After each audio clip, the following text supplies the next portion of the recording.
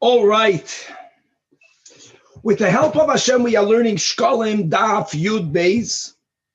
We're going to learn an entire daf. It's a daf of Kachim, beginning with the Mishnah, Halacha Daled. What do we do with items that are fit for the Mizbeach, animals, or wine, oil, flour, etc.? And these items were consecrated by a person that did not specify when the person declared the items to be Hegdish, whether they are being designated Lemizbeach or whether they're being designated to go to the temple upkeep fund to the Belek Habayis. Now we're going to have in our Mishnah various opinions.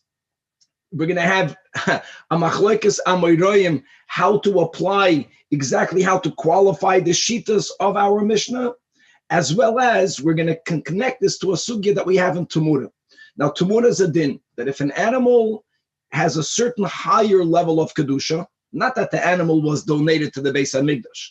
If the animal is already imbued with Kedushas Haguf, then if a person were to make a declaration and to say that a chulin animal should be the substitute, should be the Tumura of this original animal that has Kedushas Haguf, even though such a declaration should not be made, but if it was made, so the Torah says, V'hayahu utmurase kodesh. But there's one rule over here, that the animal that's being used as the source of the substitution has to have so much Kedushas Haguf that if the temple would want to redeem it, they would have to wait for it to get blemished. If an animal only has Kedushas Damim, and therefore if they want to redeem it, they can just sell it, then that animal cannot be used as a source for Temura. And there are many details in the Mishnah there in Tumura which are going to be linked to the dinim that we are learning over here. There's going to be fascinating scenarios and arguments in the Gemara as to, in certain cases, when you deconsecrate an animal, does it go out fully l'chulin or does it also have to get blemished? And all of that is connected to how much kedusha did the animal have originally, for us to know how many steps need to happen for the animal to go out fully l'chulin, and much, much more. We're starting on Daf Yud Beis, Amid Aleph, all the way on top of the Amid, by the Mishnah Hallah, by the fourth Mishnah of the Perek Halacha Daled. Baruch atah Adonai Eloheinu melech haolam she'akol niyeh b'dvar. Says the Mishnah, Hamagdish nechasav, a person made a declaration that my nechasav, my things, should become consecrated. What the person did not do is the person did not specify, is this going to the temple, to the temple's fund of the Belek Habayis, or is it going to go on the Mizbeach? And the Mishnah is going to give three cases. Case number one, and the person owned items in his possessions that are worthy, that are fit to be communal karbonos, and as we already quoted this Mishnah yesterday, as Rabbi Yochanan will clarify, what are we referring to? Dafke ketoides. Now, exactly how does a private individual have ketoides? Again, we're going to review some details that we learned yesterday. But the first case in the Mishnah is speaking about ketoides. Now, if a person consecrated the ketoides, you can't say, okay, fine, let the Beis HaMikdash use it. Of course, the Beis HaMikdash cannot use it for ketoides, because ketoides must be purchased with the shekel fund. Furthermore, okay, so let the Beis HaMikdash purchase the shekalim with the shekel fund. They can't, because it's already holy. The shekel fund is used to buy things that are chulin. This person declared it already kodesh. So what needs to happen? Says our Mishnah that yinasnu leumanim b'scharam, that when the Beis HaMikdash owes money to professionals that perform services for the Beis HaMikdash, let them use this ketoides to pay these professionals. And therefore what? So therefore the value, the kedusha of the shekalim, the kedusha of the ketoides will become deconsecrated on their labor, oy gewalt. And now we are introducing a din that we dafke said otherwise up until now. In the series of Mishnayos that we learned until now, we were explaining that to deconsecrate Hegdish, it only functions if you are putting its kedusha on something tangible. Service that someone already did is not called tangible. Here we're learning one opinion, the opinion of Rabbi Akiva, that disagrees with that Nakuda. And he holds that Hegdish could become nifde on an intangible, on service. So first you use the ketoides to pay a salary. And this will deconsecrate the ketoides.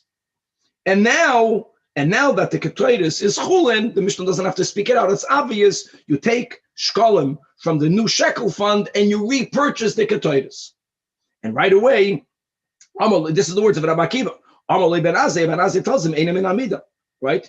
This is not correct.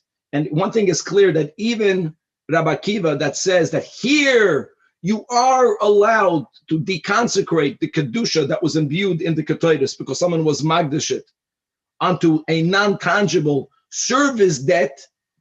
Even Rabbi Akiva is maida in the previous Mishnah that such a thing may not be done. All of the 3 steps that the Mishnah mentioned and the 4th step that the Gemara added, the first step, even Rabbi Akiva is maida. We will see why. And that's what Ben Azai is telling him. In Amida, right? You agreed with us in the last Mishnah. You can't deconsecrate the kedusha that's in the ketoides on a salary. Ella, what needs to happen is, right? We take from the ketoides that was donated the amount whose value is the value that's owed. First, you have to take money. Now we're going through all the steps, and you deconsecrate it on the money. And now that you have chulin the ketoides v'noisen little money, you pay the deconsecrated ketoides to these workers. And now this is gavaldik.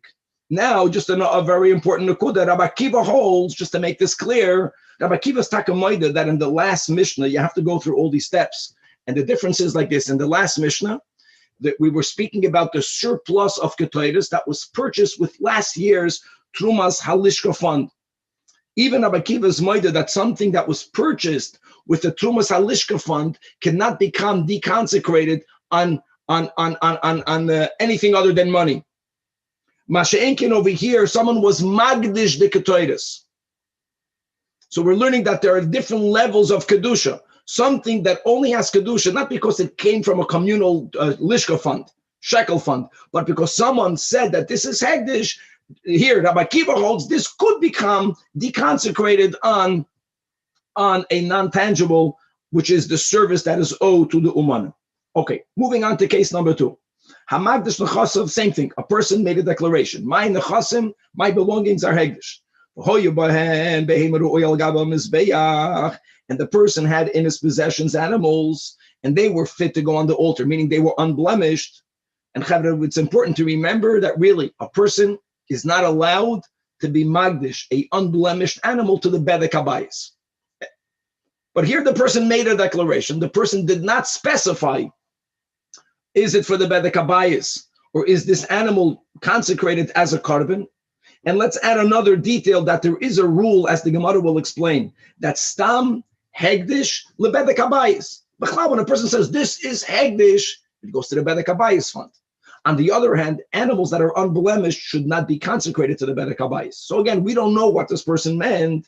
So we're going to have a 3-way machlokes tanoim. So and the animals had both male animals and female animals. So opinion number 1, Rabbi Eliezer says that Zacharim yemachru letzarchei olam. Rabbi Eliezer's shita is stam hegdish lebedek habayis. None of these animals were consecrated to go on the altar.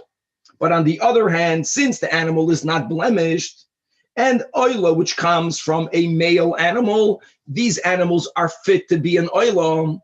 So these animals have to end up on the altar as an oila. But the person was not magdish it as an oila. So what are you going to do? Simple, says the Mishnah. Find a person who's obligated to bring a korban oila. That person is looking to buy an animal to offer it as an oila. Let that person buy this animal. Let that person buy this animal. So this animal will end up going on the base on the mizbeach. And likewise, if the female animals in this person's flock should be sold, litzarchei zivchei shlamim. A shlamim can be male or female. So let this animal be sold to someone who has to bring a korban shlamim. So the animal will end up being used as the shlamim. But the value that the Beis Hamikdash receives when they sell these animals, because so holds Rabbi Eliezer that even when the person has unblemished animals whose age and gender make these animals themselves fit to go on the altar, nevertheless, stam hegdish lebedek habayis. So this person's declaration that my nechasim are hegdish is not enough to have these animals actually placed as a korban. But on the other hand, he holds that the value of the animals should go to the bedek habayis, but the animals themselves should go on the mizbech. That's opinion number one. Opinion number two, Rabbi Yeshua Omer, like this. There's a chodem atzvam yikru v'oilos. Then a kuda here, Rabbi Yeshua argues with Rabbi Eliezer. Rabbi Yeshua holds that any animal that is fit as it is to go on the mizbeach, that will say that this person's declaration regarding this animal was not lebedek habayis, was la mizbeach. The person was magdish this animal to go on the mizbeach, so put it on the mizbeach as a korban. However, then quick question: how much? How was the animal valued? Was it a market rate? The market. Yeah. And on the cave, I said the female animals that are unfit to go as an oilo, they should be sold to people that have to bring a shlamim. Same thing, because we want for this animal itself to eventually be put as a shlamim on the mizbeach. But the yaviu b'domeyam oilos. It was really even the animals that cannot go on the mizbeach. The value of these animals should also be offered as oilos, because the person had in mind la mizbeach. And we'll see specifically as an oila. And the sha'ar nechasim, but items in this person's possession that is b'chlal not fit at all to go on the mizbeach, he had beds, he had furniture, there, nechasim yiplu lebedek habayis, which is a gavaldik chiddush, because this person made one declaration, he was magdish his nechasim, and we're splitting it. We're saying that he meant two things. Some of his nechasim should go to the mizbeach, some of his nechasim should go to the bedek habayis. Now, Omar Rabbi Akiva, Roya Aniyas Divrei Eliezer, I will agree with Rabbi Eliezer. Makes more sense that everything is lebedek habayis. Medivrei Rabbi Yeshua, that some of it goes lamizbeach, because Rabbi Eliezer hishves midoisav. In other words, the person's statement is consistent. He made one statement: my nechasim are hegdish. Either he meant all mizbeach, either he meant all lebedek habayis. According to Rabbi Eliezer, Amachai, it's all lebedek habayis. And Rabbi Yeshua is interpreting a statement to be chilek. It depends on what, which is already a doichik, which is why Rabbi Akiva is siding with Rabbi Eliezer. Now, Amar Rabbi Papayis, Shomati, as Divrei Shneim, I understand how both of these opinions are correct. Hamagdish beferish, when the person states explicitly that my animals and my other possessions should be hegdish, since the person already separated, he was mafaresh, the animals versus everything else, and he did not say that the animals is lamizbeach, because he already was machalek, but he didn't fully say that my animals lamizbeach, everything else lebedek habayis. So that already implies that everything should be lebedek habayis, which is why then I will hold like Rabbi Eliezer. But if a person is magdish tam, so no inference can be learned from his lack of differentiating between lamizbeach and bedek habayis, because he kept everything so general. So there I will hold like Rabbi Yehoshua. And now the Mishnah goes into a third case. And the third case is not where the person was magdish his nechasav and he asked Toiris, not that the person was magdish his nechasav and he had animals. Now a person was magdish nechasav for hoyevehem devarim ru'uyim legabim mizbech, and there were items that are fitting on the altar, but they're not animals. What are they? He owned wines, yenois, he owned oil, he owned birds. Here, Rabbi Eliezer Omer yimachru litzarchei oisa hamin v'yavi b'demeim oilois. Now, Rabbi Eliezer here, when he's writing that v'yavi b'demeim oilois, that's based on the understanding that he taka meant la mizbeach. Problem is, it's Rabbi Eliezer. So therefore, like many, we will learn that this shita is the opinion of the Tana Rabbi Elazar, not the Rabbi Eliezer of the Reisha. And indeed, this Rabbi Elazar is mamish holding like Rabbi Yeshua. And b'shar nechasim yiplu lebedek habayis. So here again, we are being machalik, and we're saying that the items that can go on the altar, he had in mind la mizbeach. But when we have in mind la mizbeach, this another nuance, it's not that the items as they are go on the altar. La mizbeach means oila. So an animal that's a male that can be an oil is brought as an oil. All the other animals, first of all, they should be sold to people that have to bring wine. So the wine is going to go on the altar. The oil is going to go on the altar. But la mizbeach means le'oila. So the mayim should become into a oilam. Okay, these are the three cases in the Mishnah, and we're going to further elaborate upon them here in the Gemara. Says the Gemara, Magdish v'chulei likarbanei sibur. So the first case of the Mishnah did not clarify what item we are referring to. We already said we're speaking about ketoides, and indeed, that's the Rabbi Yochanan that says that the Mishnah is speaking about ketoides, and that was the discussion we had yesterday. Can ketoides be made by a private individual and actually being ground up, being prepared in a clay choil? So Rabbi Yochanan says yes, because of this Mishnah. Because if a ketoides has to be made in a clay shadas, so it's from its inception, it's already consecrated, that no one can own it to be magdish it. But on that, like we learned yesterday, Amarab Oishia, no, really, ketoides can also be made in a clay choil, and it can belong to a private individual. Where do you have a scenario that a person privately owns ketoides, tiftoid, based on what we learned in the last Mishnah? That with the ketoides that was made with the Trumas Halishka fund, even according to Rabbi Akiva, cannot be used directly and become deconsecrated, paying a salary. That has to be deconsecrated, and then you pay the umanim. And it could be that the umanim, before the hegdish brought it back, they were magdish nechasav tiftar beuman Michel beis haftinas shoyenotel b'schari ketoides gevaldik. End. So there's no raya from our Mishnah. Now the Gemara says, "My Talmud ben Azai." Why does Ben Azai disagree with Rabbi Akiva? These ketoides were not bought, according at least to Rabbi Yochanan. They were not bought with the shekel fund, or even according to, let's go better, even according to Rabbi Oishia, the ketoides right now belongs to an individual. So the she'ein my Talmud ben Azai that disagrees with Rabbi Akiva, that holds that now that the Hegdish became again reconsecrated, right? So Rabbi Akiva says, okay, so weiter, pay umanim.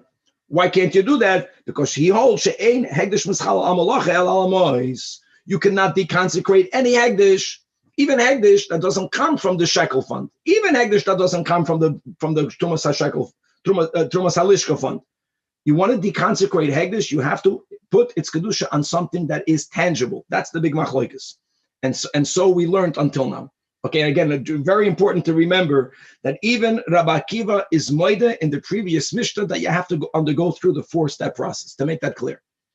Because ketoides that has in it the kedusha of the Trumas HaLishka cannot be paid to umanim. It cannot become deconsecrated on non-tangibles. Our Mishnah is different. It's chulin that became hegdish because someone made such a statement. This should be hegdish. Okay, weiter. We learned over there Mishnah and Tamura. Yesh bekachi bedek habayis. The Mishnah there is comparing bedek habayis kedusha versus mizbeach kedusha. Now people would say, mizbeach kedusha is much greater. Yes and no. We're going to learn 4 dinim in which something that is imbued with the kedusha of the bedek habayis fund is more chamor over the mizbeach fund. Number 1, shestam ekdeishus lebedek habayis. And by the way, this statement appears to be Rabbi Eliezer. That's the premise of his shita. Rabbi Yeshua, he argues with Rabbi Yeshua because the person said hegdish, he didn't clarify it, and he meant all the bedek habayis. And number 2, hegdish, bedek habayis chal ala koil. If a person is donating to the bedek habayis fund, what is donating to the bedek habayis fund? Everything. A person can donate wood, you can donate rocks, you can donate your table, furniture. To the mizbeach, you can only make a declaration on something that's ro'oi la mizbeach. Number 3, moy alam bigiduleim. If you had an item, let's say a person was magdish lebedek habayis, an animal, what is the status of the milk that the animal produces, or of the wool that is shorn off the animal, or the children? So there's a big difference. Benegea me'ila, they're all hegdish, geduli hegdish.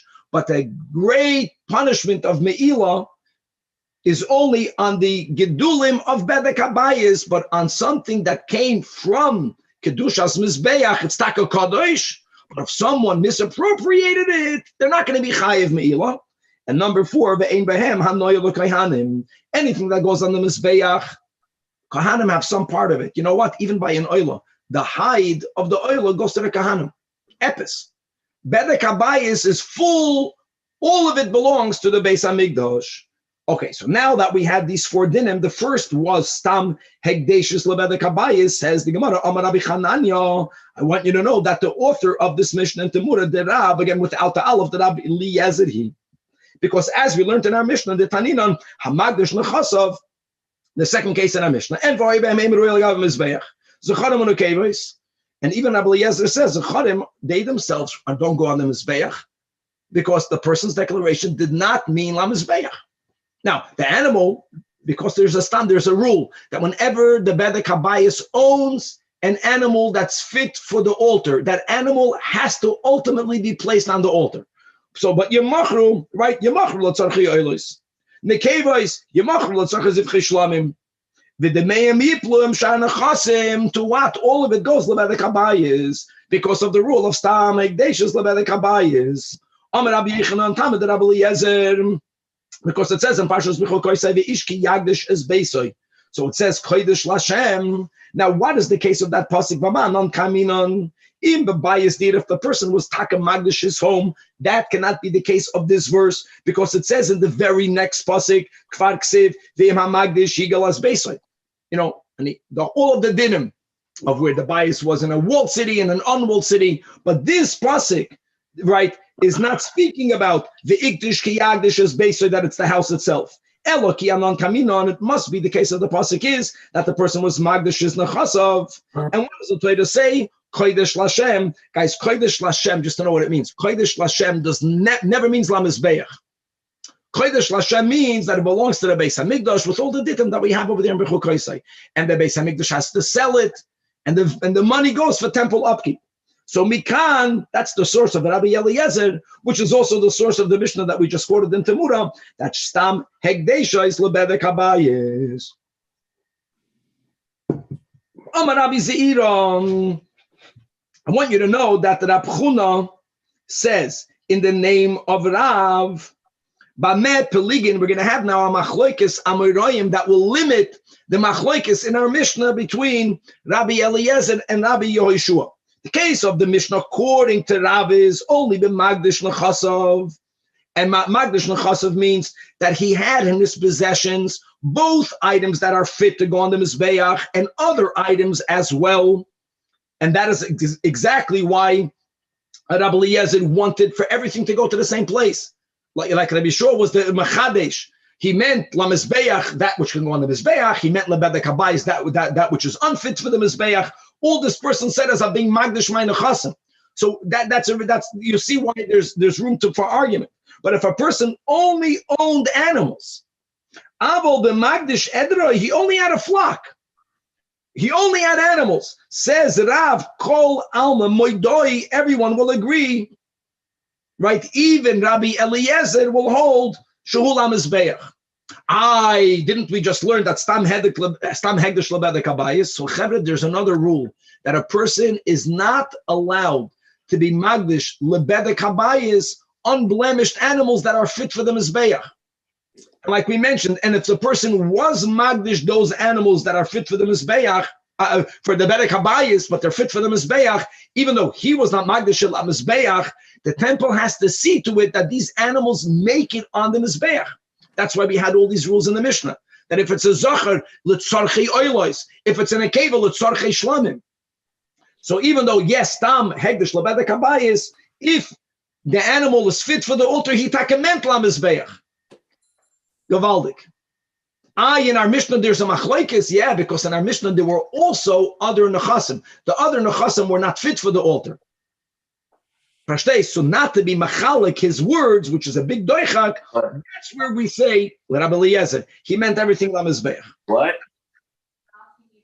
That's opinion number one. Now, Rabbi Ba says, in the name of Rab Chuna, in the name of Rav, the same Rav, Punk fakert, that ma pligin only b'magdish edroi. Rabbi Eliezer says it's all about the kabayis because Tam Hegdish LeBedek Habayis.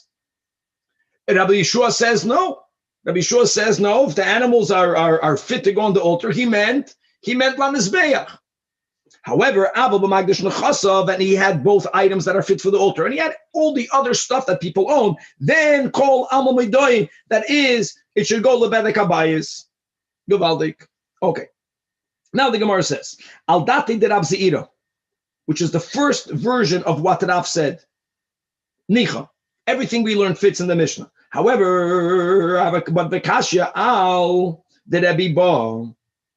Why? Because Rabbi Ba is saying that they argue only where a person only an edroi. So he's asking, Behema loyla misbeyachi. How can there even be a shita that says that the person had anything other than the mizbeach in mind? So the Gemara says no. The Gemara says behema should have gone la mizbeach, but when a person is magdish something la mizbeach, they have to say that. The person doesn't say on an animal, I'm being magdish the animal. When you're magdish something for the mizbeach, you say I'm being magdish this. La'olam, l'shlamim. You say for what? And therefore, by the fact we infer from this person's lack of clarifying, as one should have, so it's as if he said it should only go to the bedek habayis, and even though the person should not have done it, and there's a violation of that, nevertheless, that's what the person really meant to say. Okay, now we have a third understanding of the machlokes in the Mishnah. The third Rabbi. Yes. Shouldn't we ask the person, what did you meant for? If he says he meant something. Very good. So Shlem is asking a very important question. We have this all over Kachim. So there's two approaches. One approach is that the person said, I said stam. Said stam. That's one way of understanding it. All right. And the other approach is that the person is no longer here. He's not here to ask him. Okay, right. Rabbi Yechanan says this again. This is a third way of understanding the machlokes in the Mishnah. Rabbi, according to that explanation, if he actually clarified and said, "Oh, I actually meant animals for bedek habayis," even though you're not supposed to do that, we would say itaka goes for bedek habayis. I think so. I know this is discussed a lot. Yeah, there might be a machlokes about this under the Rishonim. Yeah, says the Gemara loy shanyahi. Loy shanya means we do not differentiate. Not an answer. We don't make a shinoi. They argue always. Sai is leishanya, comma. He hamagdish nechasav, he hamagdish edrei. No matter if he only owned animals or if he owned other things as well, always he hamachloikes nikudam. Now we're gonna skip the parentheses. Let's just go back to the sheet of Rabbi Eliezer. What does Rabbi Eliezer hold? That all of the animals go the bedek habayis. Okay, so what happens? What did we say? Let's go through the steps. So the Mishnah says that first thing, you take the animals and you sell it to people who need to bring that animal because of the other din, that whenever the bedek habayis owns an animal that's fit for the mizbeach, that animal has to be brought to the mizbeach, but it belongs to the bedek habayis. So you sell it to a Jew that has to bring an oil. Now let's go through the steps. When that happens, so the money that the hegdish gets has the kedusha now, right? And the animal that person bought, normally, the animal goes out l'chulin. That's the way it normally works. No, it's let's amagdish this animal.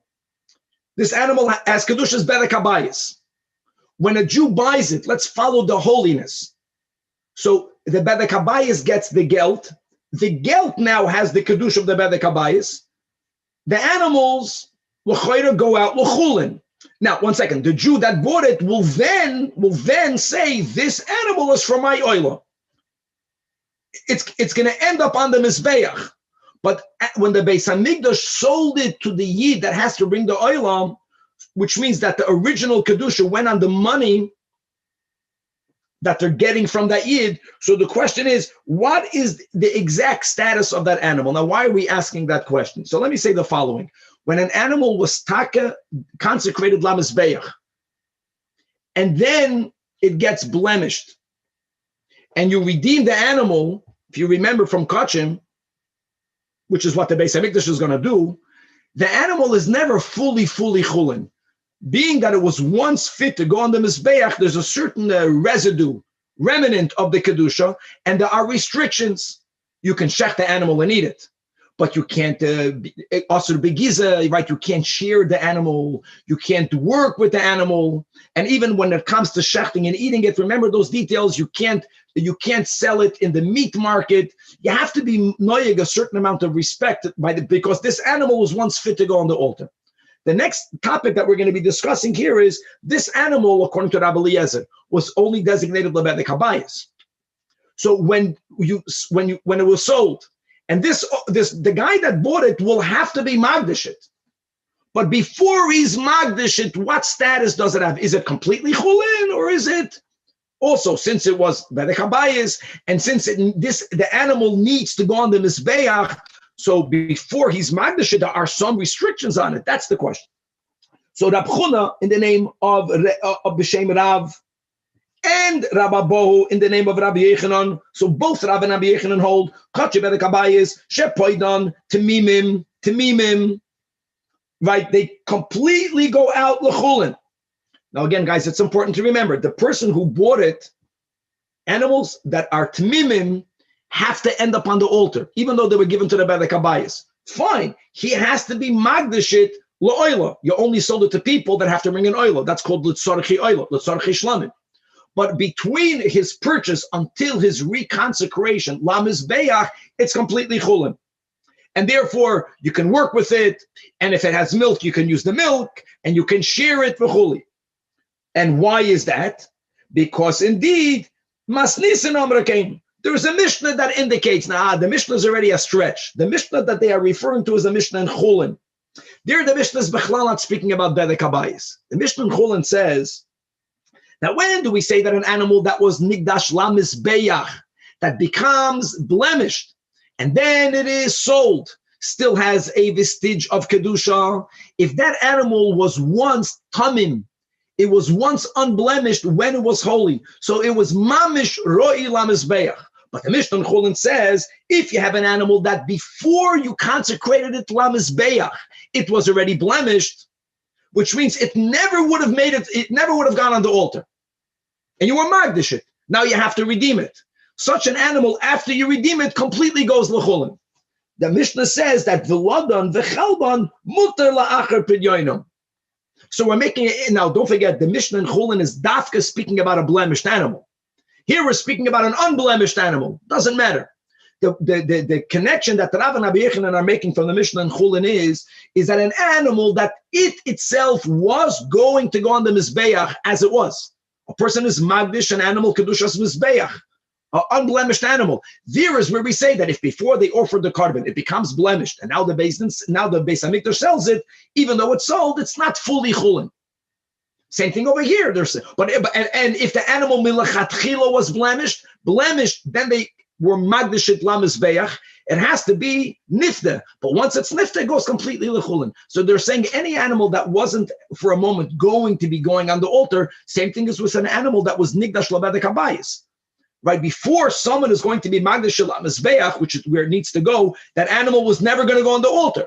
So it makes sense that when you're pointed, it goes completely l'chulin daf yud beis amid beis. And so Rabbi, if it's l'chulin, so let's say I'm that guy and I buy that animal to use as a korban, but I haven't been magdish it yet. If that animal is pregnant and has a baby, what's with the vlad? It's yours. It's yours. It's mine.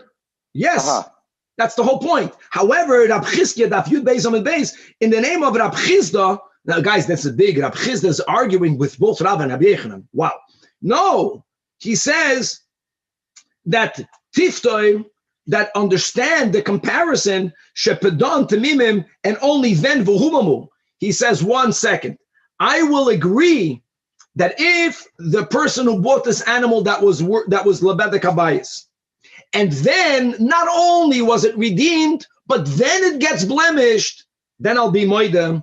Then I'll be moida that it goes out completely l'chulin, which by the way is still more lenient than an animal that was consecrated lamizbeach. Because if an animal was consecrated lamizbeach, and even though it's blemished and it's redeemed, doesn't make a difference.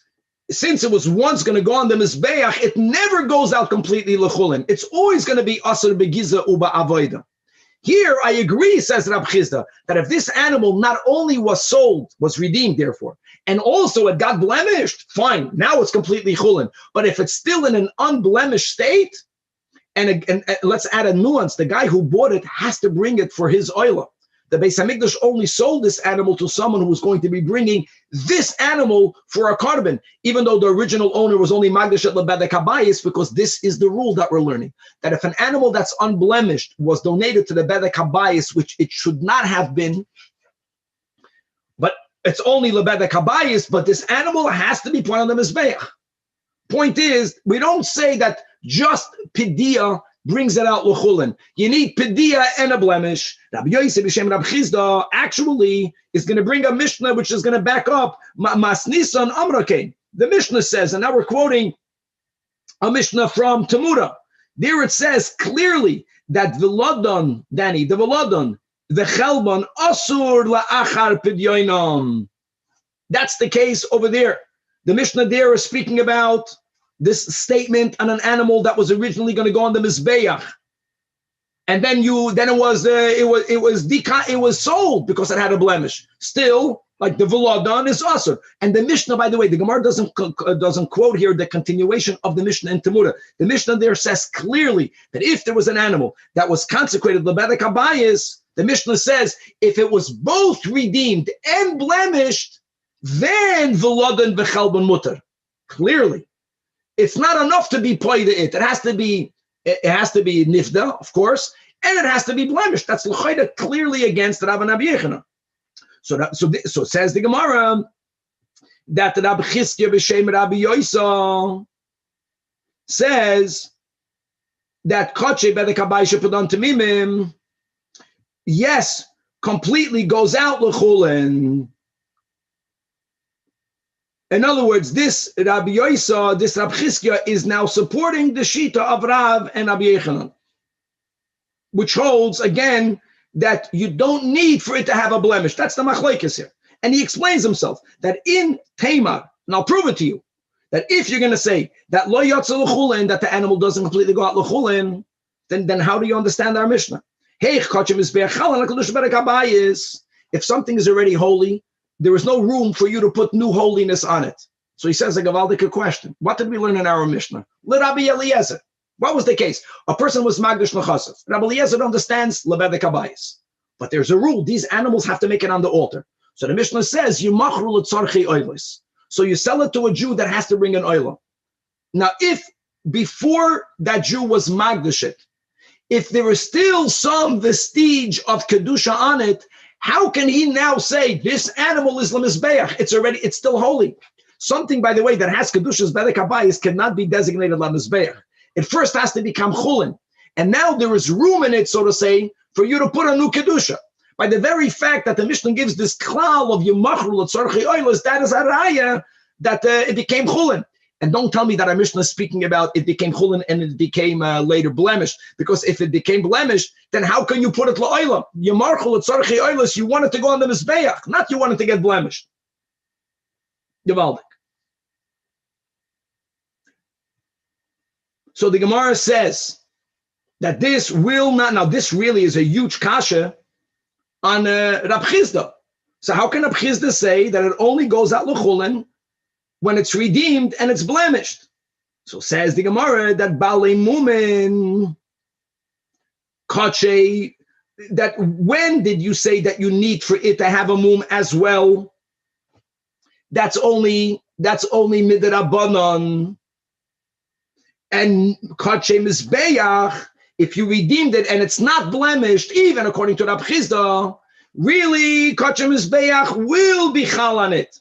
Because Rab Chizda also holds that Mida Oiraisa, it does go out fully l'chulin only after it's redeemed. Benegea, what did Rab Chizda say? It also has to have a blemish. Leida Mila, for what halacha? That Midrabanan, the Rabbanan said like this, the Bedek Habayis only sold it to someone who's going to be put it on the Mizbeach. And they had a concern. Someone is going to buy this animal, Someone who tells the Bedek Abayis, I have to bring an oila. I'll buy this animal oila. And knowing that it's mamish chulin, maybe this person will end up never being magdashit. Maybe he'll be magdash another animal. You know why? Like Danny, because it's pregnant. He wants to have the vlad, or he whatever for whatever reason. So the Rab Chizda just said that midrabanan they said that's also because of avoid. But be'emes it's completely chulin, and this really reconciles the contradictions in the Mishnayos. The kitzur, bottom line is that Rav and Rabbi Yechanan don't even subscribe to that. They don't even subscribe to this Derabanan. It goes out completely the chulin. Rab Chizda's chumrah is only on a rabbinic level. Let's go right. Rabbi, can you clarify one thing? According to Rab Chizda, once it has a mum, can you then now just shecht it and eat it for dinner? You have to. You can do any for sure. So yeah. At that point, there's no kedusha in it at all. Correct. Not just about Giza and correct. Like 100%. Right. Okay. Hamafrish, guys, we're learning a brayso. Hamafrish nekeva lo yilasi. Now here we're not speaking about someone who's magdish something lebedek abayis. Here we're speaking about someone who's being magdish something lamizbeach. But the item that he was magdish was never fit lamizbeach. So, for example, a female animal was designated to be an oila. An oila has to be male. A female animal was designated for a pesach. We learned this in the last Masechta. Pesach has to be zachar ben shana. Zachar. A female animal was consecrated to be an asham, and the asham has to be male. Yeah, true, there are 6 ashamis. Some of them have to be dafka within the year. Some of them have to be dafka within the second year. But the gender of the animal from the outset was never the right gender for that korban. Now, the question is like this. When it gets to tumura, like we spoke on in the intro, an animal that has kedushas bedek habayis can never be the source of a tumura. Can't. An animal that is a source for a tumura, you can't say the animal has to be mamish as it is biroyel amizbeach. That's a guzma. Even an animal that was designated on mizbeach, but the animal cannot go on the altar. For example, it's blemished, could also be the source of a tumura. Why? Because it has kedushas haguf. Now, this is the criterion. Any animal that cannot be sold as it is, cannot be sold as it is. It needs at least a blemish for it to be sold. Such an animal could be the source of a tumura. An animal that, as it is, could be redeemed, can no longer be the source of a tumura. So if a person was mafresh, an animal which is a female, la'oila, right, le-pesach, le-oila, le-pesach, le-asham, says the Tanakama, it still could be the source of it can be the source of a tumura. Even though the animal cannot, you said a female animal or oila, it's not going to be an oila. But that's the klal. The Tanakama holds such an animal cannot right now be sold. You have to wait for it to get a blemish for it to be sold, even though it's not fit to go on the altar. As long as you still need to wait for the animal to get blemished in order for the Beis HaMikdash to be able to sell it, that means that there is enough kedushas haguf in it, even though it's not roy lamizbeach. That's why many times be'emes, when you say kedushas haguf and kedushas mizbeach, they don't exactly mean the same thing. Kedushas mizbeach means that this itself, as it is, can go on the altar. This nekeva cannot go la'olam. But since it's a tamim animal, and the Beis HaMikdash will have to sell it and use its funds la'olam, or the owner will have to sell it and use its funds la'olam. But you have to wait for it to get blemished. It could be the source of a tumura. However, Rav Shimon says like this: in the case of a female la'oila, he's maidam that oisa tumura. There is enough kedusha in it that allows it to be a source of a tumura. But if the female animal was designated for a pesach or for a asham, Rav Shimon holds that this animal may be sold even without a blemish. And Eino Oisa Tamura. Now, why does he differentiate this version of Rab Shimon between a Pesach and an Asham on one hand, and the oil on the other hand? I'll speak it out by heart, because since when it comes to a oilas ha'oif, there is an oilah by a bird, and by a bird we don't care about the gender. So since in the world of an oila, there is a scenario where we don't care whether it's male or female, even though by an animal we do care, it's still, you have to wait until it gets blemished. But that's always going to be the same nekuda. And since by the Pesach and the Asham, there is never a scenario where female is brought, so there's no female at all in the world of Pesach and an Asham. So therefore, the Beis HaMikdash is able to sell it, the owner is able to sell it even without a blemish. And that's why it cannot be the source of a Tamura. Now, there's another version, B'shitas Rab Shimon. Rab Shimon ben Yehuda says in the name of Rab Shimon that in all cases, Lo Ilasai, Ula Pischai, Ula Shamai, arguing with the Tanakama, never Eino Isa Tamura, because they all can be sold even without blemishes. Now, Omar Rabbi Yechanan, I want you to know the reason of Rab Shimon, not the latter version of Rab Shimon. The Rab Shimon, as he's quoted in the Baraisa, Shekalim Motzino Nekeva Ba'oif Ksheira Lavi Oila, like we just explained what this means. So since in the universe of a oila and a bird oila, you can bring a female animal, so you can bring a female bird. So even though an animal has to be male, but you have to wait until it gets blemished, and therefore it has enough kedusha for it to be used as a source of a substitution. And Amar Rabbi Yechanan, the reason Tama that Rab Shimon ben Yehuda b'shitas Rab Shimon is that no, he disagrees with that. He disagrees that Rab Shimon ever said that a animal oila has that higher level of kedusha, and he has a raya for that. Imin b'minoi hu chaluk alav. If even in a case when you have an unfit animal of the same gender, we'll explain what that means. Because what happens if there's an animal that has the right gender but it's in the wrong year? We know that Rab Shimon explicitly say that it doesn't attain kedusha haguf at all. We'll give that case. So in our case, where it's male and female, min b'she'ena minoi, for sure, Rab Shimon never said that it attains any kedusha haguf. Now the Gemara clarifies, "Ezel min b'minoi shu chaluk alav is kahadad atani." We have another Baraisa. The Baraisa says like this: that asham, that is an asham that is required to be brought from an animal that's ben shana, and the person who's bringing the asham erroneously or whatever, b'mezid, he decided to consecrate an animal that's 2 years old, the correct gender, the wrong age. Or he needed to bring an animal that's ben shtayim, and the chacham was magdash an animal that's ben shalish. So the Tanakama says that what? That lo yatsa. Now really, it's hard to read these words, so we're going to go with the version of the Gra. Now the Gra is an ois dalid. So says the Gra, asam ben shana, vehevi ben shtayim, or ben shtayim, vehevi ben shalish, vehevi ben shana, kasher. You bring that animal. It's not going to count for his obligation. We're going to focus on Rab Shimon, which we have by us. We're reading all in the Gra, Dalid, Rab Shimon Oimed, Kol Atzman Eino Kaddish, and Gavaldik. So Gavaldik. So if the problem is only age, but so what? If the Torah said Ben Shana, if you're Magdish Ben Shtayim, if Rab Shimon is saying in this Baraisa that it's Bechlal not Kaddish, it doesn't need to be blemished to sell it, then Avadeh, if it's the wrong gender, for sure it's never Nigdash. Okay, says the Gemara, Amar Rabbi Yechanan, Rab Shimon, this is Rab Shimon ben Yehuda's version of Rab Shimon.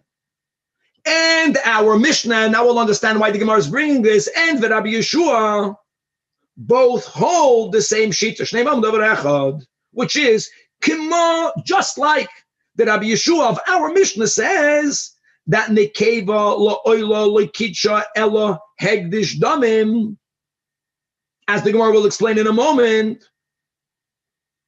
Therefore, if there was an nekeva lo oila only kedushas damim, right? The tzarchi oilos was the zachar. The Gemara will explain in a moment. So Kain Rab Shimon Amar that nekeva lo oila lo kitcha ella kedushas damim. Which is again why beneged the dinei tamura. That's something that only has kedushas damim, which means that the Beis HaMikdash can sell it even without a blemish, is never enough kadosh to affect a substitution. Now, in Tamar, because if we're going to say, we're going to explain now over here the sheet of Rabbi Yeshua, that in the Mishnah that kacha even kedushas haguf. What did the Mishnah say about a female animal? Remember, what did the Mishnah say? You sell it for people that need a shlamim.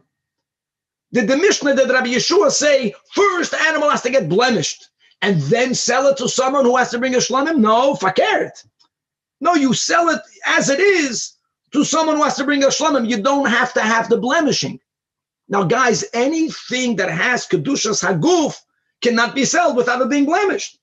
In Taman, in our Mishnah, the Mishnah spoke about Zacharim on the Kavus. That's part of the Mishnah. That Kacha Kedushas Haguf, then Rabbi Yeshua should have said Yiru. He doesn't say that, right? We learned in the Mishnah, all he says is that Oilois Yimachlu Tzachar Oilois. At least by the Oila, the Zachar is taka worthy. Nekevos Yimachlu Tzachar Shlamim. Gavaldik. Without need of having a blemish. Without the need of it having a blemish at all. Okay, and again, don't forget, Chavra, another Nakuda, is that according to Rabbi Yeshua, the Nekevos, the money that the Beis HaMikdash gets is Lamizbeach. Rabbi Yeshua is Machalik. Rabbi Yeshua holds that the money that the Beis HaMikdash gets from the person who has to bring a shlamim should be used for an oila. But still, it doesn't have to get blemished. Gavaldik. Is that I hear that if you got that since the person meant all the oila, taka yemachru lezivchei shlamim, because that's the klal. Any animal that's unblemished, that belongs to the Beis HaMikdash, has to end up on the Mizbeach for what it's good to end up on the Mizbeach. So it has to be brought as a shlamim. But the donor meant la'oila, but it wasn't a keva. You don't have to mamish gavaldik, and you don't have to have a blemish. So therefore, they hold up they are. If the gender is off, it never gets any kedushas haguf. Says the Gemara, Rabbi, Amar Rabbi. Now we're going to add the girsa of ein, even though it's not in our Gemara. If not, it's not going to flow. And this is not stam. There are many that have in their Gemaras ein. Amar Rabbi ein ani roya es divrei Rab Shimon b'Pesach. I disagree with Rab Shimon when it comes to Pesach. Doesn't seem correct when he says we're speaking about the second Tana in the Mishnah, not Rab Shimon ben Yehuda in the name of Rab Shimon, but Rab Shimon himself. The Rab Shimon that subscribes to the fact that when it comes to an animal oila, even though it's female, there is kedusha saguf because a bird oila can be female. Well, oy bazoi, why don't we say the same thing by a Pesach? Rab Shimon should have said the same thing by a Pesach. Why should he have said the same thing by a Pesach? After the parentheses, guys, we're learning these dinim, because what happens to every Moiseh Pesach? Any surplus of a Pesach becomes a shlamim. A shlamim can be brought as a female. So there is also a female in the universe of a Pesach. So that's the kasha that Rebbe has. Now the Gemara has a question on Rebbe's question. Why did Rebbe only ask by a Pesach? Rebbe L'choyda could have asked more. Why didn't Rebbe also say, Ein ani royes divided Rabbi Shimon ba'asham? Why? Because there's another klal, my friends, that any moised asham, every moised asham is brought for an oila. Guys, remember that? Because an asham like a chatos, if you didn't sin, you can't stand bring it. So in the scenarios where the moised chatos now is a moised asham like a chatos, are the 5 chatois hamesois. So whatever the rules are, by wherever an asham, whenever there's a moised asham, it goes la'oila. Now, the moment an asham goes for an oila, what did we learn about an oila? Since by an oila, by a bird, you can bring a female, even though the asham itself has to be male, but it's still in the universe of a female. So again, the same logic of Rab Shimon. Why didn't Rebbe ask further? So on that, Amar Rab Abin, no. Im higdish Pesach. I get Rebbe's kasha only on Pesach because the Pesach itself. Sometimes, whenever the Pesach comes bishlamim, so what happens? That animal is brought as a shlamim. Gufay karev shlamim. However, im higdish asham ba'oila, I know, you're right, that there are scenarios where a surplus of an asham comes as an oila. But in those scenarios, you know what happens? It's not that this animal itself is brought as, it has to be sold. Its funds are used as it, so it's that far removed. And that's why Rebbe did not ask when he gave the asham. Now says Gemara, my kedoin, what are they disagreeing about? Here we're going back to Rab Shimon and Rebbe. Rab Shimon and Rebbe says the Gemara, Hadein Amar, this one says that's Rab Shimon, that higdish damim or hegdish damim is higdish. What does that mean, guys? Look inside the tiklin chadatin under the carbon ha'eda. Normally it would be like under the toisus, the first line. Hahein Amar, the first wide line. Hegdish damim kaddish. That Rab Shimon sfiralei, that the loinachsa kedushas haguf at all. Why? Mishum de moisrei by shlamim, just because it's if there is a moisa, if there's a surplus, it comes as a shlamim, doesn't matter. There's no kedushas aguf, which is why it doesn't affect the temura. The hahachi ein gufay kadif shlamim kedame betemura. That's a very important din. That nishtayra achara pesach, whenever there's a female animal, what happens if you have a female animal that was designated for a pesach, and it's after Pesach? Do you bring this as a shlamim? You can say a shlamim could come as a female, but since it was designated as a Pesach, and a Pesach can never come as a female, even though its value will be used for a shlamim, Rav Shimon holds that Eina itself is not going to be offered as a shlamim. Why? Hoyel umachmas kedusha psula ka'asi. The itchumi Pesach, because it was a female. So even though Moised Pesach becomes a shlamim, Rav Shimon holds it itself will never be brought as a shlamim. That's the reason why Rav Shimon answers his question. That answers this question. And Masha'en ken Rabbi v'hahin savad. Let's go back in the Gemara. You can keep your finger in the tiklin. And the hahin is Rabbi holds that no. He holds that even something that comes from a kedusha, the chuya, this itself will be used as a shlamim. It will never be offered as a Pesach. But since a female is good as a shlamim, the Yinamad Hegdish Gufay is Hegdish Chaval Azman. You know what? We have to run weiter. We'll hop until the next two lines. Says the word two dots. Rab Zeira, guys, now we are explaining the shita of Rabbi Yeshua. This is so gavaldik.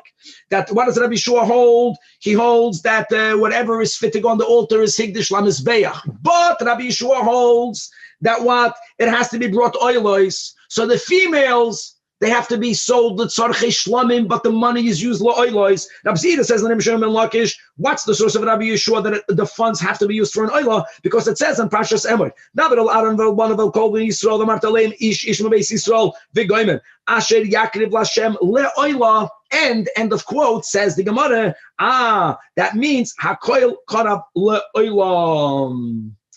And that's why, even though the female animal that's sold, the tzarchei shlamim, the funds are used for a oila.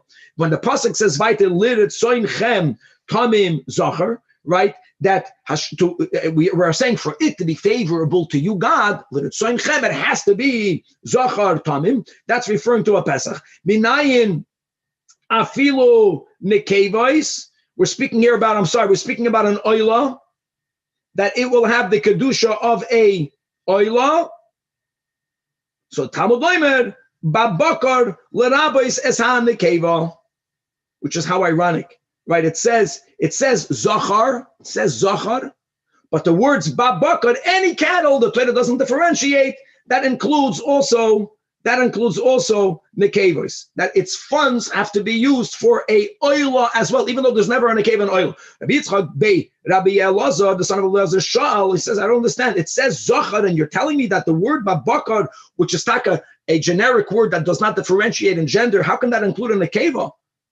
He's asking, when the Torah says tamim, so are you going to tell me that since it says babakar and it doesn't say babakar dafka unblemished, so babakar should include bali mumin? Of course you won't say that, because the Torah says tamim. So my benayu, how can you be marbe even a female animal's funds going when the Torah says zachar? Answers the Gemara. Rav says you can't compare one case to the other. Shifta the chad kida, a thick stick that are used by weavers. It's just a thick keli. It differentiates ones in the other because cattle does include females. Cattle, bakar is males and females. So the gender is b'chlal not specified, but it's not shaykh ever to have a balamumin brought on the mizbeach. So for sure, we're never being married by el balamumin. Bottom line is that whenever you have an animal that's designated la mizbeach, but it's in a keva, the funds of that animal has to go le'oila, to be continued.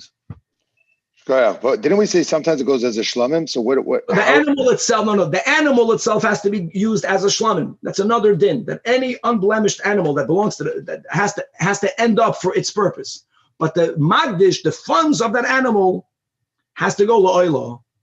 So they're going to sell it to someone who has to bring a shlamim. So this animal is going to go with shlamim. Rabbi, the funds go to tomorrow morning, and then not again until Tuesday. Tomorrow morning is normal time. And the next time will be, God willing, the first day Chalamoyed, then we'll determine whether we're going to learn at 5 a.m. or at 6 a.m. L'chaim. Thank you, Rabbi. Okay, thank you.